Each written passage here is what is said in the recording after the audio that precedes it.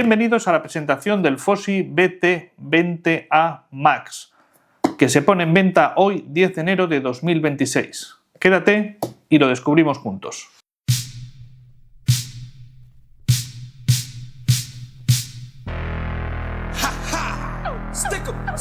Como sabéis, FOSI ha ido evolucionando favorablemente en los últimos 2 años, presentando novedades cada vez más evolucionadas y más avanzadas y, por supuesto, con mejores acabados y mejor sonido.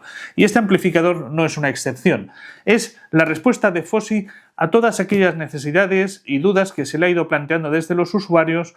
Como veis, la presentación es personalizada, ya no tenemos esas cajas azules genéricas que utilizaba la marca, sino que va personalizada con el modelo y realmente pues está muy bien conseguido todo lo que es el packaging del producto. Vamos a ver, por tanto, qué tenemos dentro. Un manual de instrucciones, está en varios idiomas, lamentablemente no está en castellano, pero bueno, nos podemos apañar con esto. Bien, como veis, este es el contenido de la caja.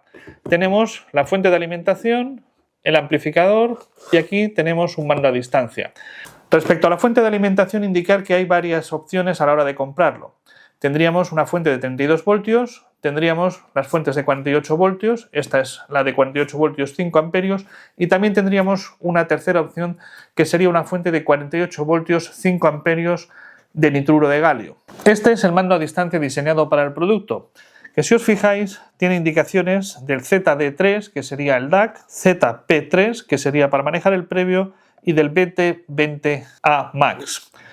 Ya con el producto en la mano, destacar que lo primero que impresiona es el peso. Realmente tiene un peso bastante superior a los otros amplificadores que he probado de FOSI. Por tanto, las sensaciones en mano son muy buenas. Además, el mecanizado, toda la estructura de aluminio exterior, realmente tiene un peso impresionante.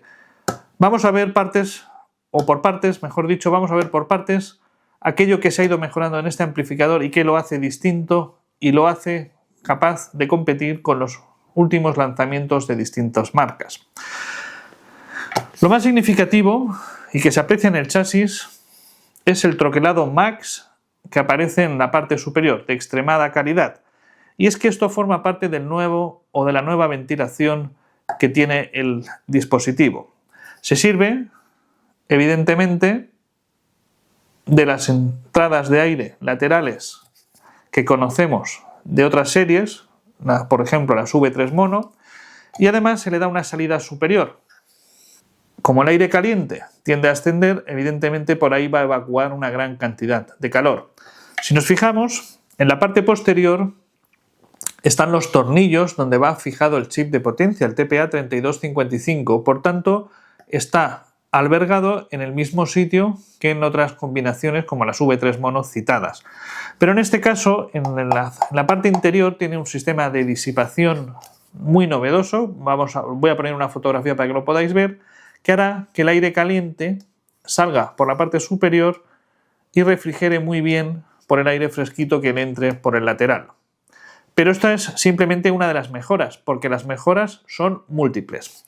Como veis en el frontal, tenemos, en primer lugar, la perilla característica de color naranja de FOSI, que realmente es muy atractiva, que tiene un tacto un tanto peculiar. En primer lugar, decir que ya no es un paso infinito, es decir, no es un control digital, sino que ya tenemos topes, tanto al mínimo como al máximo, lo que nos facilita el saber a qué volumen tenemos el aparato. Esto es otra mejora respecto a otros diseños en los que esto no era así.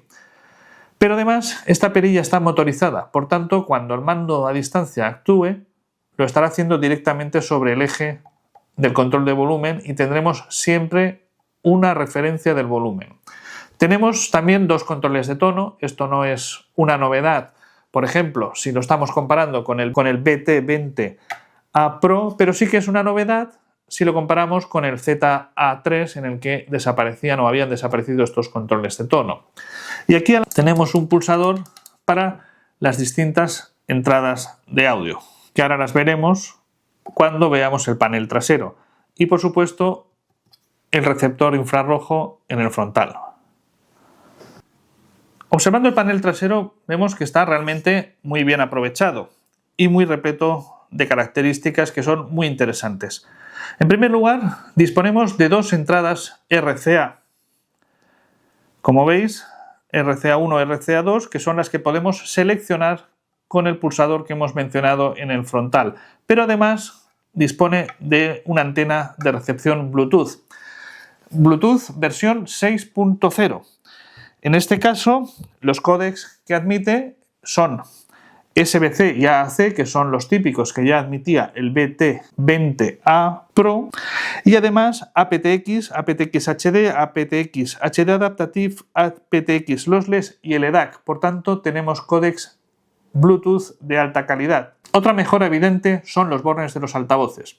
Como veis, estos bornes de los altavoces no solo son más grandes y están dispuestos de una manera que tienen más espacio, sino que además son de mucha más calidad que los que había utilizado hasta ahora la marca. Por tanto, es una mejora realmente que era una petición muy importante a la marca y han cumplido nuevamente. Como veis, también tenemos una salida de subwoofer.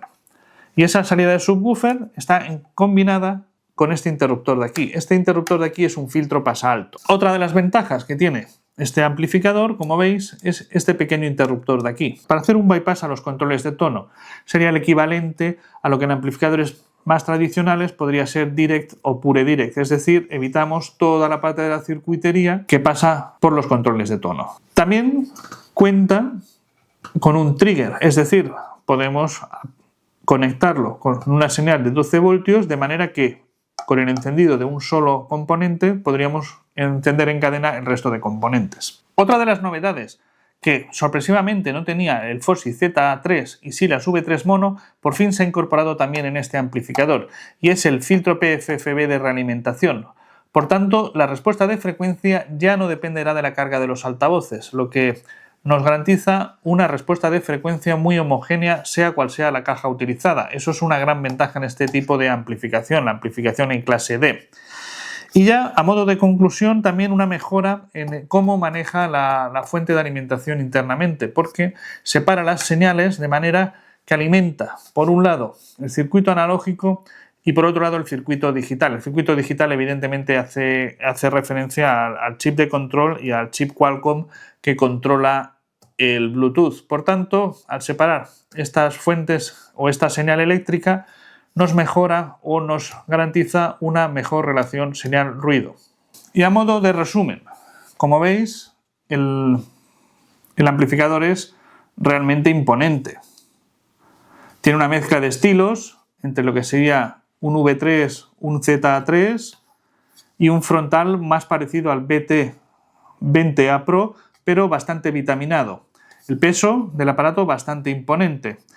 Y por recapitular un poco todas las mejoras que incluye este amplificador, pues decir que es un amplificador 2.1 con el famoso chip TPA3255 que todos conocemos, el famoso Texas Instruments, dos entradas de línea RCA, una entrada Bluetooth 6.0, pero lo más importante es que los códecs son aptX y el EDAC, por tanto de alta calidad.